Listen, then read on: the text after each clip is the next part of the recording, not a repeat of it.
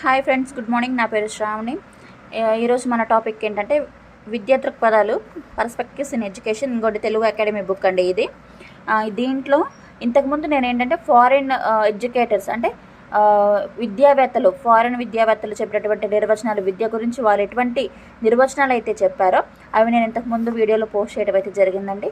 ఇప్పుడేమో మన ఇండియన్ విద్యావేత్తలు లైక్ గాంధీ, ఠాగూర్, ఉపనిషత్తులు, జాకిర్ హుసేన్, శ్రీ శంకరాచార్య గారు, వివేకానంద గారు, డిఎస్ కొఠారి గారు అసలు వీళ్ళు ఎటువంటి నిర్వచనం ఇచ్చారనేది ఇప్పుడు నేను ఈ వీడియోలో మీకు చదివి వినిపిస్తానండి. డిఎస్సి ప్రిపేర్ అయ్యే వాళ్ళకి చాలా చాలా ఇంపార్టెంట్ అండి. పర్స్పెక్టివ్స్ ఇన్ ఎడ్యుకేషన్ 20 మార్క్స్ వస్తాయి కాబట్టి. సో తెలుగు అకాడమీ బుక్ అండి ఇదైతేనో. ఒకసారి చూడండి.